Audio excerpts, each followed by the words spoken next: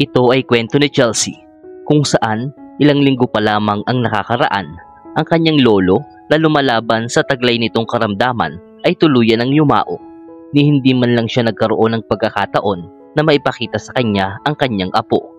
Ikinasal si Chelsea sa edad na 25. 5 taon na rin ang nakalipas, kung saan doon sa kasal, si Chelsea at ang kanyang ama ay nagkaroon ng pangako sa isa't isa. Ikaw po syempre ang unang makakaalam kapag nagbuntis ako, wika niya sa kanyang ama noon, pero ang pangakong iyon ay hindi na niya naisakatuparan. Yun lamang din ang pagsising nararamdaman niya sa kanyang ama. Simula nang madiskubre ang karamdaman ng kanyang ama, 1 taon na ang nakakaraan, ay ginawa na ni Chelsea ang lahat para ito ay mapagaling. Regular siyang nabisita sa kanyang mga magulang at kasakasama pa ang kanyang ina sa tuwing dadalaw sa ospital. Mawala man siya minsan, ay palagian naman siyang natawag at nagbibideo chat. Ang lahat ng pwede niyang maisip ay kanyang ginawa. Gayunpaman ay parang nabigo pa rin si Chelsea. Maigi na lamang at nandun ang kanyang ina para sabihing meron at may maganda siyang ginawa. Nang mga sandaling yun, sa bahay ay pasorpresang umuwi at nagbalik ang kapatid ni Chelsea na si Portia, kasama ang isang abogado. Pumasok ang kapatid ni Chelsea sa sala at sa likod niya ay naroroon ang isang lalaki na nasa 40 na po ang edad. Ang lalaki na iyon ay halatang abogado na nag-abot kaagad ng business card nito kay Chelsea. Ako si Samuel, ang attorney. Maupo ka, attorney. Maraming salamat sa pagpunta. Ang ina pa mismo ni Chelsea ang naghatid sa abogado sa kanyang uupuan, at nang makaupo na ang attorney ay dito na nagsalita si Portia. Napag-alaman ko sa abogadong ito na pinamanahan ako ng papa. Oo, pero hindi naman lahat sa'yo, Portia. Malamang alam ko, tugon ni Portia nang may pagkasungit at pataray na pagtingin sa kanyang kapatid. Si Chelsea naman ay hindi nagpatalo sa pagtitig. Hindi na sila nagkakasundo pang magkapatid. Matamis naman ang pagsasama nila noon, pero nagsimulang maging maalat ang lahat nang mapag-alaman nila ang karamdaman ng kanilang ama. Ang isa sa dahilan ay ang pagkaaroganteng ugali ni Portia, sa puntong ilang beses mang kulitin ni Chelsea ang kapatid noon ay hindi nito nagagawang dalawin man lamang ang kanilang ama. Nakakapagsalita man si Chelsea ng hindi maganda ay dahil lamang yun sa labis na pag-aalala. Hindi ka na bata, hindi na kailangang maging matigas pa ang ulo mo. Hindi matigas ang ulo ko, naninirahan ako sa syudad. Hindi madali sa akin na dumalaw. 2 oras lang ang biyahe mo mula dyan hanggang dito kung magkukotse ka. Yang 2 oras na sinasabi mo, masyadong magastos yan. Mas mahalaga ba ang pera sa'yo? Malamang at saka abala ako ngayon, kaya wag ka nang tumawag at mang-istorbo. At dito na sila natapos sa pag-uusap. Malayo man kung gugustuhin niya'y kaya naman niyang makadalaw kahit na minsan lamang. Ito ang dahilan kaya naman ang tampuhan ng magkapatid ay mas lalo lamang lumawak. Hanggang sa uli ay hindi nagawang bisitahin ni Portia ang kanilang ama, kaya ang relasyon ng dalawa ay nanatiling hindi maganda. Sa kalagitnaan ng tensyon sa magkapatid ay umeksena na ang abogado. Maging kalmado lang tayo lahat pakiusap. Pag-awat ng abogado na sinunod naman ng pamilya at humingi ng pasensya. Ako ang abogado ng inyong ama. Nakita niyo naman ako, misis. Hawak ko ang will ng inyong asawa. Kailan ay sulat ang will na yan? Mga ilang linggo bago po siya pumanaw. Kung kailan nagawa niya akong matawagan, ay dinanggaling ka na sa ospital. Oo, doon mismo niya iniakda ang will sa harap ko mismo. Saksi ng kanyang primary physician na naroroon din. Dahil lamang nalaman ng pamilya na nag-arrange ng pagkikita ang kanilang yumaong haligi ng tahanan sa primary physician nito at abogado bago ito mawala para magsalin ng mga huli niyang habilin. Ganun na nga ang nangyari. Nang mawala ang inyong ama, ay oras na para basahin ko sa inyo ang nilalaman ng will na ito. Ang abogado ay naglabas na ng isang puting papel sa dala niyang envelope na agad niyang inilapag sa lamesa sa harapan ng lahat. Sulat kamay nga yan ni Dad. Hayaan mo na. Basahin niyo na lang agad ang nilalaman ng will na iyan, attorney, para matapos na. Marami pa akong gagawin. Alam niyo ba yun? May pagkairita namang wika ni Portia. O sige. May ngiting tugon ng abogado. Sinasabi sa will ng kanilang ama na sa kabila ng kanilang bahay at lupa, sila ay meron ding savings at isang storage shed na mamanahin. Habang nagbabasa ang attorney ay agad na sumabad si Portia. Teka lang, hindi mo nabanggit ang farm. Farm? Oo, ang farm na pinapalago ng aking ama bilang libangan. Ang aking ama noon ay nagpapatakbo ng isang kumpanya sa kabilang syudad. Pero nung umedad na siya ng 50 ay nagsimula na siyang manghina. Iniisip ko na ipasara na lang ang kumpanya. Nais ko itong maging madali para sa akin. Ayos lang ba yun? Narinig ni Chelsea ang mga salitang yon nung siya'y nasa high school pa lamang. Si Portia ay labis na tumanggi pero sumang-ayon na rin ang kanilang ina dahil sa labis na pag-aalala sa lumalalang karamdaman ng kanilang ama. Huwag mo nang intindihin ang pera, Portia. May mga naipon naman tayo. Pagkatapos ng mga pangyayaring iyon, ang kanyang ama ay ganap nang nagsara ng kumpanya. Nagsimula na lamang itong kumilos sa farm malapit sa kanilang tahanan. Sa paraang yun ay nagagawa ng kanilang ama na maging malakas kahit na papaano. Masaya na si Chelsea at ang kanyang ina na makita ang kanilang ama ng kanilang tahanan na umaayos sa ganoong paraan maliban lamang sa kanilang kapatid na si Portia na hindi na umuwi pa sa kanila matapos itong makapagtapos ng kolehiyo. Si Portia ay nakapagtrabaho rin kaagad sa isang kumpanya kung saan napakasalan nito ang CEO ng IT company na kanyang pinapasukan. Sa kabila ng lahat, ay ganap ring naging malala ang karamdaman ng ama ni Chelsea. Ipipilit ni Portia na ang farm ay dapat maging parte din ng kanilang mamanahin. Si Samuel ay sinuri naman muli ang mga dala niyang dokumento matapos marinig ang hinanaing ni Portia hanggang sa makita niya ang isang note na nagsasabing ang farm ay isang inuupahan na lupa. Inuupahan? Akala ko pa na may amin ang kalupaan na iyon. May pagkadismayang sambit ni Portia. Si Chelsea naman ay hindi na pinahalagahan ang bagay na iyon. Wala rin naman silang nalalaman sa pagpaparm at hindi rin iyon mapapakinabangan kung sakali. Kaya maganda na para sa kanya na malamang inuupahan lamang ito at hindi sa kanila. Ang paghahati-hati sa mana ay ganap ng binasa ng abogado. Para sa pagpaparte ng mga mana, ang bahay at ang lupang kinatatayuan nito ay aariin ng kanyang asawa ayon sa nakasulat. Si Portia ay agad na sumimangot. Yung natitira naman siguro ay pwede nating paghatian, di ba, kung gugustuhin natin. Sinasabi rin dito na ang savings at storage shed ay paghahati ang patas ng kanyang dalawang anak. Savings? Pera ang ibig sabihin nun, di ba? Yun ang kukunin ko. Magkano ba yun? Ang savings amount ay $100,000. Hindi nyo na kailangang magbayad ng inheritance tax para sa ganitong halaga. Yan ang akin. Kukunin ko yan. Akin na yung $100,000 na cash. Si Chelsea ay nagawa namang makiprotesta laban sa kanyang kapatid. Teka lang, hindi naman ata tama yun. Bakit naman? Ako ang panganay sa ating dalawa. Walang kinalaman yun. Sa'yo na yung storage shed kung gusto mo. Paano naman din yung magiging patas, diba? Si Samuel naman ay binasa pa ang dokumento at agad na nagsalita. Ang storage shed na yon ay nakalokasyon sa tabi mismo ng farm. Mamanahin mo ang gusali, lupa at ang lahat ng naroroon. Ang mga mata ni Portia ay biglang nanlaki. Lupa? Sa kabila ng pagiging kasal sa isang CEO ng kumpanya, ay naghahangad pa rin siya ng marami pang pera. Tama kayo, ang lupa ay kasamang mamanahin doon. Mga 65 square feet nga lamang ang lawak na parang sapat lamang para sa isang maliit na kwarto. Maliit na kwarto? Oo, at ito ang mga larawan. Si Samuel ay agad na naglapag ng mga larawan sa mesa. Mga larawan ng loob at labas ng shed na parehas hindi na maayos kung titingnan. Makikita din sa larawan na walang ibang nilalaman ng storage na iyon kundi mga basic tools lamang gaya ng hose, gunting at pala. Dahilan para tanggihan ito ni Portia ng labis. Mga gamit lamang iyon na sentimental nga kung tutuusin pero hindi naman makakapagbigay ng pera. Basta, ganun na ang napagkasunduan. Akin ang cash. Sa inyo na yung maruming shed na iyan. Ikaw naman din, Chelsea, ang pumayag sa nais ni Dad na vegetable farming, di ba? Kaya anong nirereklamo mo ngayon?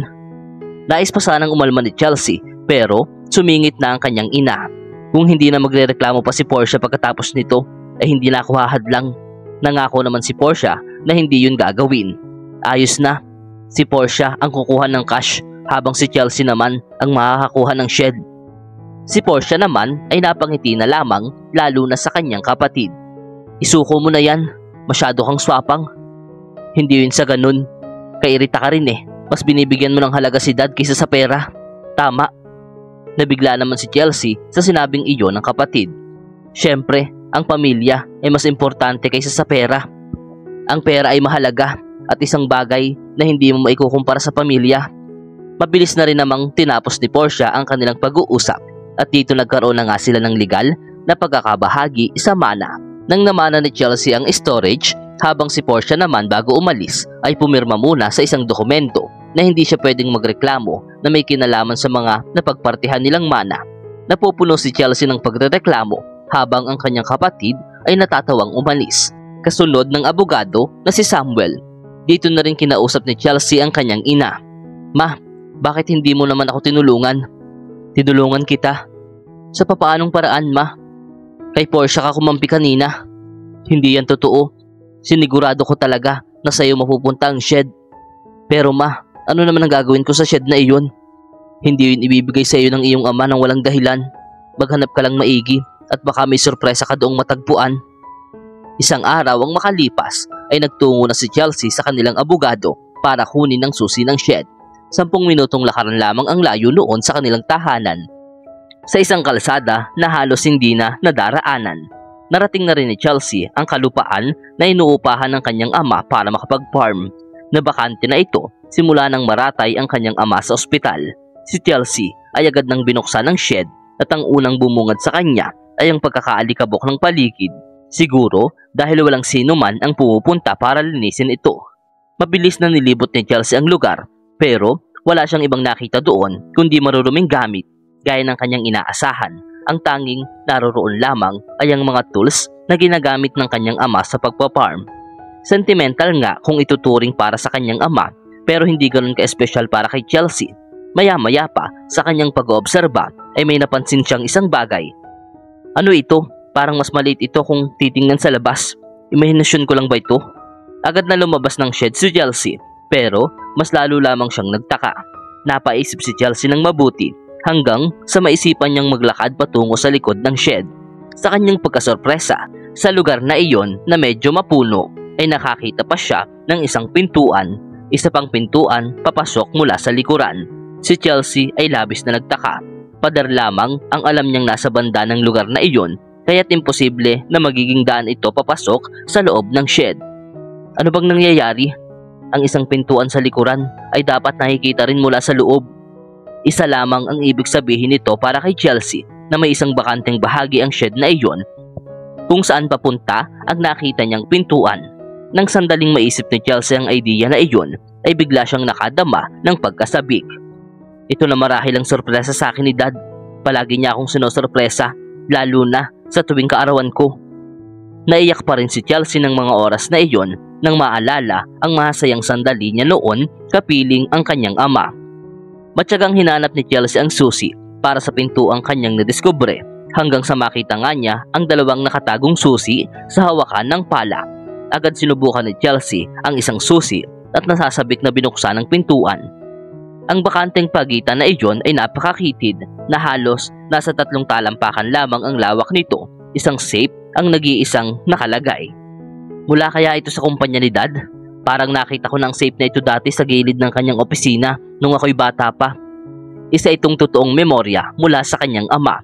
Malamang na kung anuman ang nasa loob ng safe na iyon ay higit pa sa anumang kanyang inaasahan.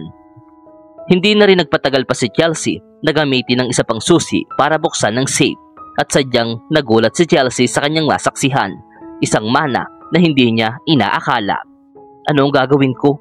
Kailangan kong sabihin ito kay Mami. Muli ay nilak niya ang safe at pintuan, sabay takbo na pauwi para makausap ang kanyang ina. Matapos na may paliwanag ni Chelsea ang sitwasyon sa kanyang ina, ay tumawag naman siya sa kanyang asawa kung saan sa tulong niya ay nagawa nilang madalang safe papunta sa bahay ng kanyang magulang. Ang nilalaman ng safe ay walang duda na nagmula sa ama ni Chelsea. Gayunpaman, kung parte talaga ito ng kanyang mamanahin kasama ang shed, ay siya siguro ang kinakailangang magbayad ng inheritance tax. Kaya naman, inalam pa itong mabuti ni Chelsea. Ang nilalaman ng safe ay sadya namang napakahalaga, kaya tinonsulta na ito ni Chelsea sa kanyang abogado. Inheritance tax? Para dyan? Mas maganda kung kukonsulta ka sa isang certified public accountant. Nakakuha naman ng referral para sa isang accountant si Chelsea mula sa isa niyang kaibigan at sa accountant na yun naiwan ang lahat ng komplikadong bagay na nararapat isaayos. Makalipas ang kalahating taon, ng mga panahong iniisip ni Chelsea na matiwasay na ang lahat ay bigla na lamang umuwi at nagpakita ang kanyang kapatid. May ilan akong kailangan dito sa bahay ng aking magulang.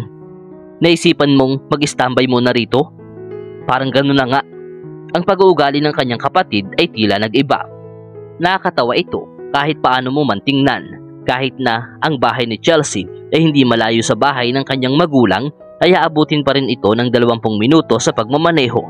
Hindi sila yung tipo ng magkapatid na madalas kong bumisita, lalo nang mangyari ang naging hatian nila sa mana. Hindi may alis ni Chelsea ang magduda sa kanyang kapatid. Gayunpaman, si Portia ay umaakto na para bang kinakabahan. Isang beses sa kanyang pagdalaw sa bahay ng kapatid.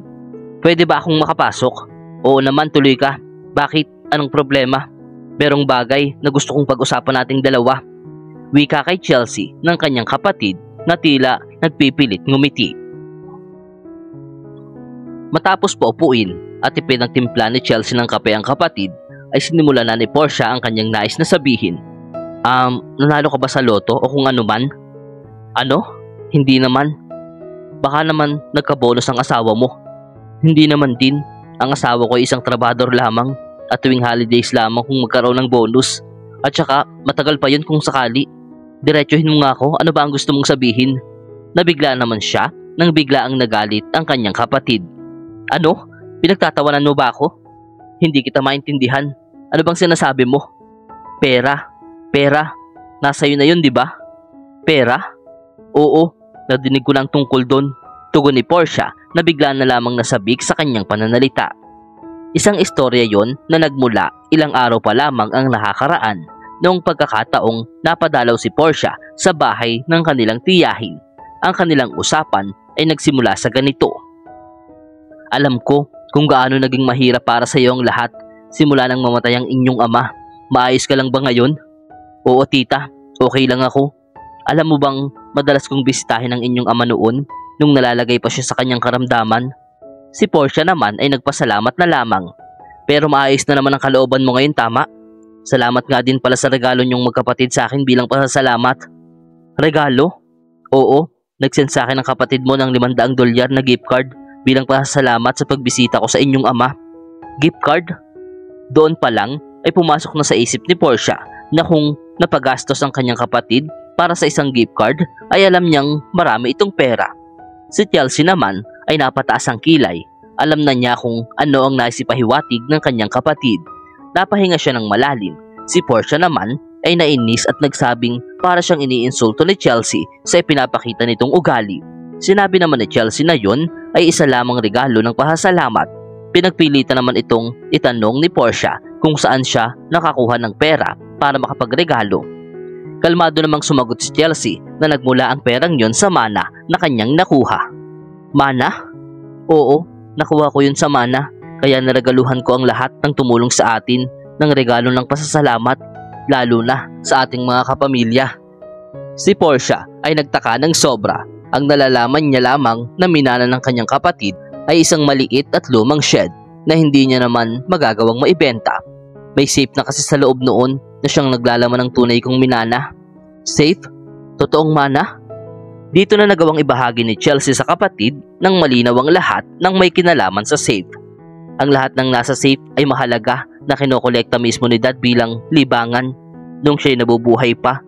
Sa kabilang banda, ang natitirang savings ay nasa $100,000 at kahit nasabihing si Portia ay isang taong may sariling negosyo na pwedeng mag-retire anumang oras, ang lahat na yon ay maliit lamang, kaya nagawang muling kumonsulta sa kanilang abogado.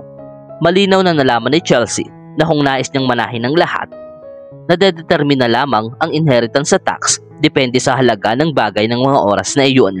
Sinabi din ng abogado ng isang certified public accountant ang siyang makakatulong sa kanya, hanggang sa mapag-alaman ni Chelsea na ang relo ay ganoon na lamang ang halaga, kaya't kinakailangan niyang magbayad talaga ng inheritance tax. Ayon sa accountant, mas maganda kung ibebenta na lamang ang iba sa mga relo at gamit ang nilalaman ng safe at iwan na lamang ang mga bagay na kanyang nais. Hindi rin naman alam ni Chelsea kung paano magtatabi ng mga gamit na ganoon kamamahal at kahalaga. Gayunpaman, nagawa pa rin naman niyang ibenta ang ilang mga relo at ginamit ang perang napagbentahan noon para makabayad ng inheritance tax at makapagpadala ng mga regalo para makapagpasalamat. At ang mga regalong iyon ang binabanggit ng kanyang kapatid. Ipinapakita niya rin sa kanyang kapatid ang mamahaling pocket watch ng kanyang ama habang isinasadula ang nangyari. Hindi man kasing mahal ng ibang relo na naibenta, ang bagay na yun ay nagdadala ng higit na memorya sa kanyang ama. Anong ibig mong sabihin? Wala nang natira sa nilalaman ng safe? Meron pang laman ng safe kahit na papaano. Nasaan ang safe? Nandun kay mami. Masyadong malaki ang safe na yun para dito. Yun yung safe na nakapwesto sa opisina ni Dad noon. Si Portia ay bigla na lamang tumayo at agad na nagpaalam para umalis matapos alamin ang mga bagay na nais niyang malaman. Alam ni Chelsea na dahil sa pagkaswapang sa pera ng kanyang kapatid ay tiyak na mangungulit ito na magkaroon ng parte sa mga napagbentahan ng relo. Kinagabihan ay bigla na lamang tinawagan si Chelsea ng kanyang ina kung saan sinabihan siya nitong umuwi kaagad para sa isang seryosong bagay. Isang bagay na parang hindi maganda ayon sa pagkakaboses ng ina ni Chelsea sa telepono. Dahil dito, si Chelsea at ang kanyang asawa ay magkasamang sumugod sa bahay ng kanyang ina. Doon, nabungaran na lamang niya ang napakaraming mga sasakyan ng pulis. Ang ina ni Chelsea ay talaga namang natataranta at agad na nagpaliwanag. Alas 9 umano noon nang makadinig siya ng kakaibang ingay para bang may isang tao na naghahanap sa kanyang bahay na pumasok mula sa kanilang pintuan. Ang inisip ng ina ni Chelsea na yon ay isang magnanakaw na labis niyang ikinatakot dahil nag-iisa na lamang siya at walang kasama sa bahay. Nakita ng ina ni Chelsea ang ilaw ng magnanakaw na nagmamatsyag sa loob ng bahay kaya't palihim siyang lumabas sa may bintana para makahingi ng tulong sa isa niyang kapitbahay. Agad namang tumulong ang kapitbahay na kanyang nilapitan na naaaninag din ang ilaw mula sa flashlight ng magnanakaw mula sa loob. Kaya't umaksyon na sila para tumawag kaagad ng mga otoridad. Sa kabila ng lahat ay hindi pala isang magnanakaw ang tao na iyon kundi ang kanyang kapatid lamang na si Portia na pasikretong pinasok ang tahanan ng kanilang ina. Plano niyang kunin ang nilalaman ng safe matapos malaman ang istoryang nagmula kay Chelsea. Nang dumating ang mga pulis ay pwedeng hindi na tumakas si Portia kung tutuusin dahil yun din naman ay kanyang tahanan. Pero sa takot at pagkataranta ay sinubukan pa rin niyang tumakas pero nang nagmamadali na siyang buksan ng safe ay bigla na lamang itong tumumba sa kanya dahilan para siya ay maipit at di makaalis. Naipit si Portia? Kamusta na siya? Dinala siya sa ospital ng ambulansya pero paulit-ulit niyang sinasabi na nasakit ang kanyang binti. Si Chelsea ay labis na nag-alala. Ano bang inisip niya at ginawa niya yun? Matapos nilang makapag-usap ay agad nang humingi ng tawad si Chelsea at ang kanyang ina sa mga pulis na rumesponde kaagad para tumulong. Tinawagan na rin ni Portia ang asawa at ang kanyang kapatid pero iba na ang naging reaksyon nito. Sandali, sinasabi mo na si Portia ay nasa loob ng bahay ng inyong pamilya at doon napinsala? Ano bang ginagawa niya? Ni hindi nga siya marunong kumilos dito sa bahay. Sinubukan na lamang din humingi ng tawad ni Chelsea para sa kanyang kapatid. Tumugon na lamang din ang asawa nito na walang problema dahil nag-apply na siya ng divorce. Napag-alaman ni Chelsea ng $100,000 ay naubos na sa pagbabayad ng utang at kinulang pa. Baon na sa utang si Portia sa labis na pagsusugal, kaya't nangangailangan pa ito ng higit pang pera na siyang rason sa pag-aaway nila ng kanyang asawa. Sa ospital ay wala na ring nagawa si Portia kundi pirmahan ng divorce papers na dumating sa kanya. Napagmasdan din ni Chelsea ang part-time John magazine sa tabi ng kapatid, indikasyon na nagpaplano itong makapaghanap ng trabaho para mapunan ang kanyang mga pagkakautang. Si Chelsea naman ay mananatili lamang sa bahay ng kanyang ina kasama ang kanyang asawa para ito ay masamahan. Dahil napag-alaman niya na siya pala'y ganap ng nagdadalang tao, nais niyang magabayan siya ng kanyang ina sa bawat buwan ng kanyang pagbubuntis. Hindi man niya nakakasama ang kanyang ama sa ngayon, ay alam niyang magiging masaya ito sa langit kung saan palagi sila nitong binabantayan.